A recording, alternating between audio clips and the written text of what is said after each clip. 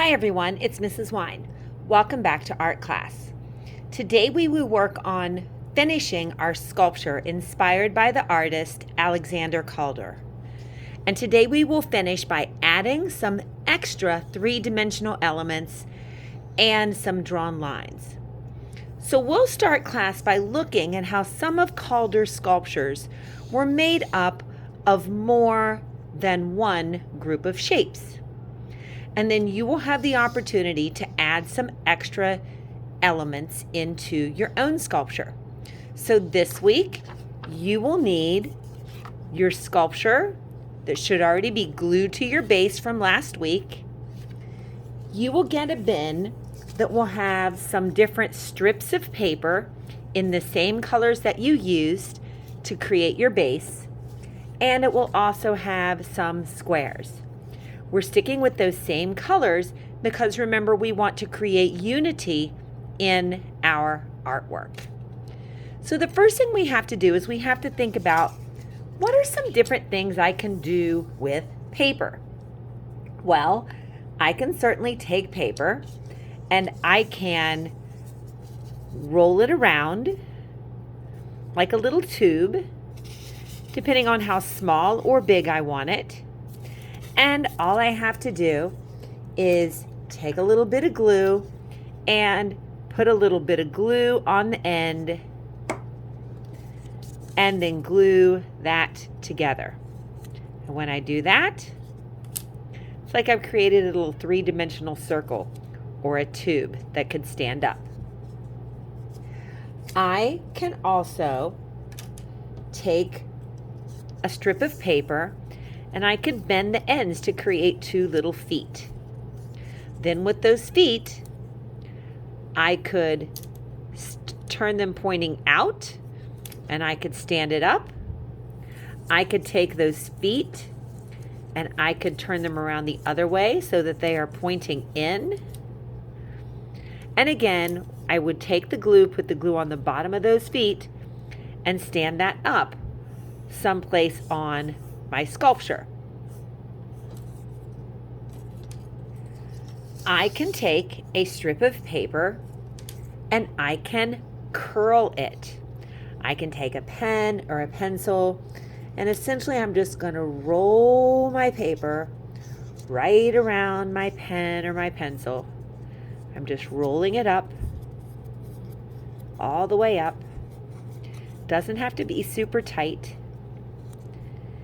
And then when I let it go, you can see it's created a little curl, almost like a little spring. I could certainly glue that down. I could stretch that from one section of my sculpture to another just by using that little roll technique. I could do the same thing with bending. I could take my sculpture and I could take a strip of paper and I could bend it over and then flip it and fold it back. And then I flip it and fold it over and I flip it and fold it back. And you can see that's starting to create a little zigzag fold. And I would just keep going over, flip it, fold it back, flip it, fold it over, flip it, fold it back. And then again, when you're all the way finished with this, it's called an accordion fold or a little zigzag. And you could certainly glue an end down, glue it into your sculpture, glue two ends down. You could bend it so that it sort of stands up and then you would glue that onto your sculpture like some little stairs. So another way to make paper 3D. I'm going to show you one more technique. You're going to have some rectangles of paper. You could take those rectangles and you could cut out some shapes, sort of like we did for the base.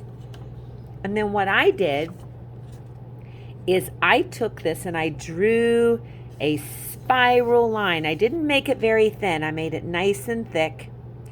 And then I could cut right on those lines that I drew.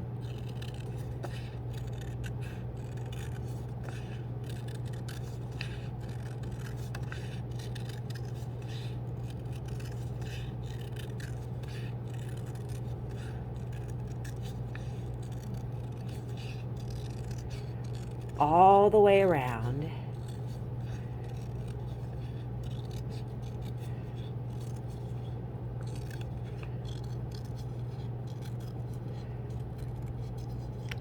And then when I'm finished, I can take that spiral, and again, I can stretch it from one part of my sculpture to another.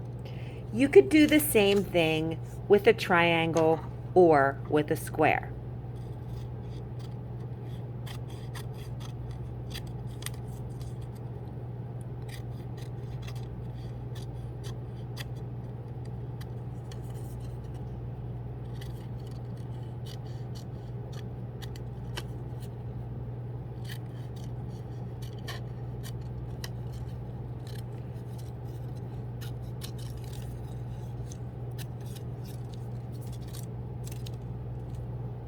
So once you have a lot of these different pieces, you're ready to see how you can assemble them onto your sculpture.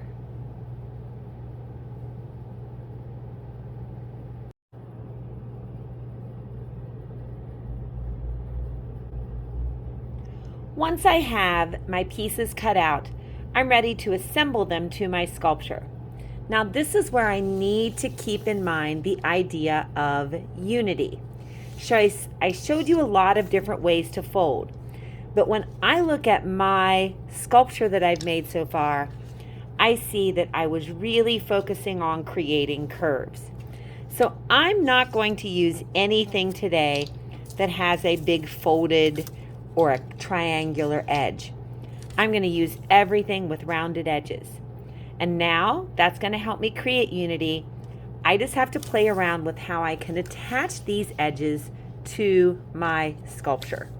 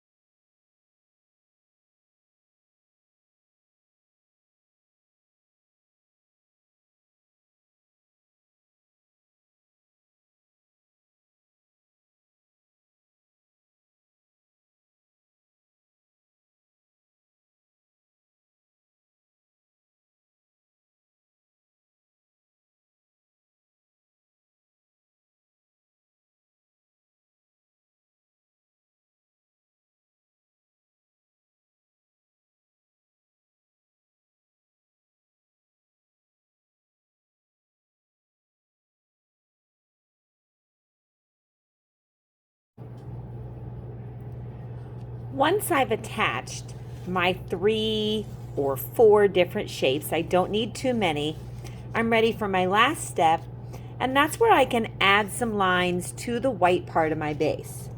Remember, I'm still trying to create unity. So one thing I can do is I can just take my marker, my Sharpie, and I can just trace around some of these edges that I've already created. It's a little tricky.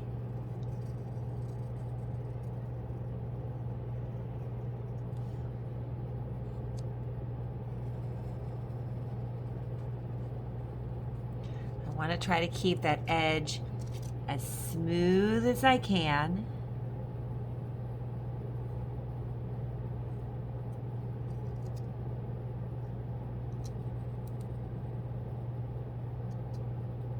And I definitely don't want to write on any of my colored paper on my base. And then I think I'm just going to sort of repeat these waves and these curves. Some of them could be closer together. Some of them could be further apart.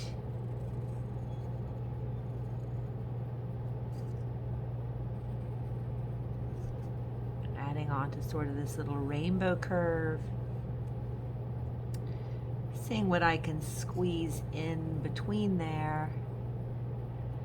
And just by creating those little curves into some of these different areas of my sculpture on the base, I'm going to give that base a little more interest than if it were just plain. So I can continue working all around the edges of my base. Any place that I can add in those lines, I can add them in. And that'll just give me another pattern or another textural element to my artwork. I hope you've had a wonderful time creating this sculpture. I cannot wait to see the designs that you create. And until next time, keep on creating.